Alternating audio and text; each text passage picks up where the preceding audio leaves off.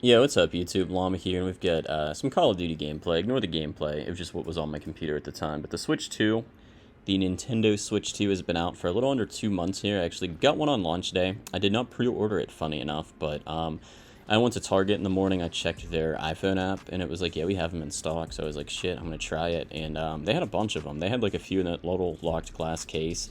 And then there was a dude like stocking shelves. I want to say I got there at like 9:30, 10 a.m. Like kind of late to be stocking shelves for them, but I don't know. I thought they did that like in the middle of the night, but they were still stocking them. And the guy had like a cart he was pushing with like 40 more Switches on there. So got the console on launch day, even though I didn't pre-order it. And the only new game I got for it is Mario Kart World. What I've been playing mostly on it, or was playing on it, was games that received updates. So Pokemon Violet and Scarlet got an update, so the frame rate isn't capped. It's 3 or whatever it was when the game came out. It actually flows at 60 frames per second. It may do more when it's in docked mode, but it's at least a consistent 60 in handheld mode. I've played it in both, and it's a night and day difference how well the game runs. They didn't even have to update the graphics, just updating the frame rate was pretty cool. So yeah, I didn't get Donkey Kong just because I'm not like a real big Donkey Kong fan, and I'm like, I don't know, I don't really want to justify $70 on a game I'll play once, which is my big issue with the console is like game prices, especially older games that are 6 and 7 years old. Like Smash Brothers does not need to be a $60 game, man.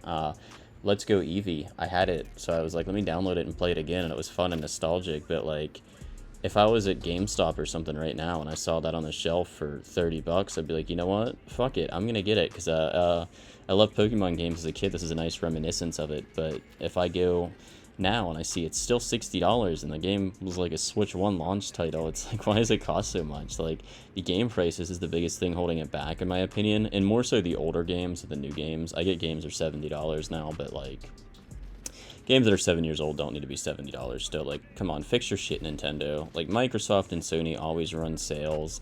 Like, do something to normalize your catalog. So that's my big problem with the, I guess it's not even the console itself, it's just the Nintendo price gouging, which, like I said, charging $60 still for a Pokemon Yellow remastered is price gouging. Diamond and Pearl, and I actually bought those when they came out and I never finished them, so I got to play them again. But the same thing, it's like, dude, I'm not going to spend $60 on a game that's 5 years old, and it's just a ported over freaking DS game pretty much. So yeah, that's my issue with that. Let's get into the good of the console. So the screen is a lot bigger.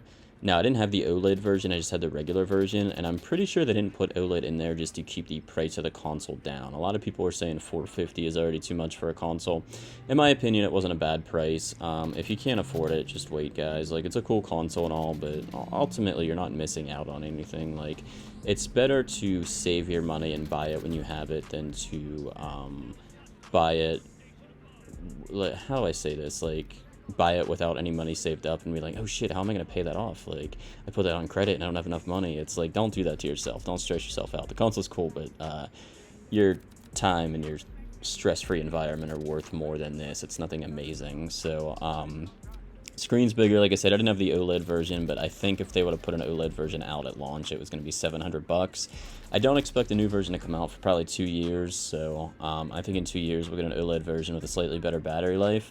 So the screen is great. I do have the brightness almost all the way up. That's the only thing I will say. It could be brighter, but that's just nitpicking at this point. Overall, if I had to grade the screen, like just the screen now, 1 out of 10, I'd say it's an 8.5. It's a great screen, a lot bigger. The console build quality looks so much better.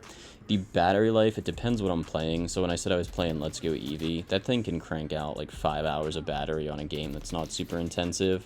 If I am playing Fortnite or Mario Kart, at the very lowest, I'll get about 2 hours of battery life, and the highest, like 4. I'd probably say I'm getting around like slightly under 3 on those games. So the battery life varies from game to game. It could be better, but overall, it's not terrible. I think it's a kind of thing that they can put out patches for games to better support it in the future, because Madden's coming out on it this month, and like, I'm sure Call of Duty's gonna come out on it, I would think, this year. Like, it can run Fortnite and shit fine. It can run Cyberpunk. I'm pretty sure it could run like Call of Duty. But battery life so far is it's not terrible, but it could be better. They put a giant battery in it, and they actually put a fan in it too, so when it's docked, you can kind of hear the fan going if it's super loud, which is nice. And what I read about this console spec-wise is it is slightly stronger than a PS4 Pro, so take that what you will. If I could buy a PS4 Pro for $500 and it had mobility, I would definitely do it. So the Switch's price point is in there. So we covered the screen, the battery, the build quality. It's honestly night and day difference. I compare the original Switch to like a Fisher-Price kids toy. Like this new one just looks so much cleaner. It feels better to hold. I do wish the Joy-Cons had some type of grip on the back, but you can buy like aftermarket things to attach to it, or you can buy third-party controllers. But I just wish the controllers felt a little bit more sturdy, but that's nitpicking as well.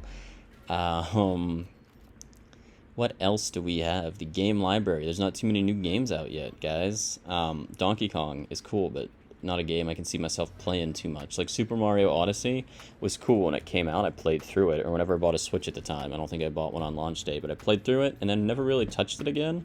And I like Mario way more than Donkey Kong. I don't really know any Donkey Kong games that I've played, besides like old arcade ones and shit. So I'm not going to buy that game. I'm going to get Madden when it comes out, because being able to play franchise just anywhere seems kind of fun, like a fun way to kill time, just enjoy myself. I don't play Ultimate Team anymore, since that is a giant cash fest. It is insane how much money people spend on those games, and it's just not worth it. Don't get addicted to that. So the new dock looks pretty cool. Like a really better build quality just in the dock itself and in the actual console, so I'm liking that. The downsides are, like I said, the games library is not the greatest, but it will improve here in the upcoming months. And then I would have liked to see them ship it with even a cabled controller. Like, it doesn't have to be wireless, but if you're gonna give us the Joy-Cons, which just feel a lot better, and they plug into the console a lot nicer, but they just feel like they can break so easy. So it's like, at least toss in like a $30 wired controller. Don't make our only option either you use the Joy-Cons or you shell out like another $80 for the Pro controller. Like, I don't know, people are already spending a good bit of money. I remember when consoles used to come with like one controller, maybe two, depending on which version you bought. It would come with like a fucking headset and shit, HDMI cables, everything. Now it just seems like they're doing what Apple does. They include the bare minimum, although Apple like doesn't even include a charger anymore. At least the Switch 2 comes with a charger. But overall, like I said, guys, I played one new game on it, and everything else I played is super old, so it's hard to tell the quality of games. Like I said, once some of these better ones come out, we'll know for sure. I watched a lot of videos on Donkey Kong. It looks great. Even games that aren't updated graphics-wise, but like I said, Pokemon Scarlet and Violet, just with the higher frame rates themselves, make them completely new games and a lot funner to play, honestly. So that's what I've been pretty much doing with my Switch, was going back, and it's using it as kind of like a dedicated Pokemon simulator. Oh, actually, so what I said about graphics, I totally don't know how I forgot about this, but I bought the upgrades for Breath of the Wild and Tears of the Kingdom. Replayed through Breath of the Wild. It looks so much better. It's so fun. Definitely worth the $10 upgrade.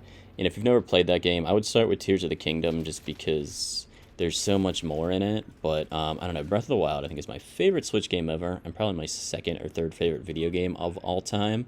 It is that good. I just find it, like, I don't know, I don't know if I was depressed or what, but it was during COVID when everyone was locked in their fucking house, and like they even closed gyms down and stuff, so you literally couldn't go anywhere, and I just kind of like fell in love with that game. But overall, 2 months with the Switch 2, I give it a 7.5 out of 10. It's really lacking new games. Like, a console should not launch with 1 or 2 games. It should have way more. Like, we got Mario Kart off the bat, and we had to wait, what, like almost 2 months for Donkey Kong? It's like, you guys should have had more games in the pipeline and been more prepared. So it's a 7.5 out of 10. With a better games library, it can easily go to a 9.5 out of 10. That and the battery. The battery's not terrible, but that's the only thing that I could see them improving upon in the future. I don't see an OLED model coming out for 2 to 3 years, so if you want to wait for that, go ahead. But if you're looking to buy it now, I would say buy it, in my opinion. It's a good console, and it is worth the money. So thanks for watching this video, guys. And I'm going to keep doing these again, because I miss making YouTube videos. So thanks for watching. Alright, peace.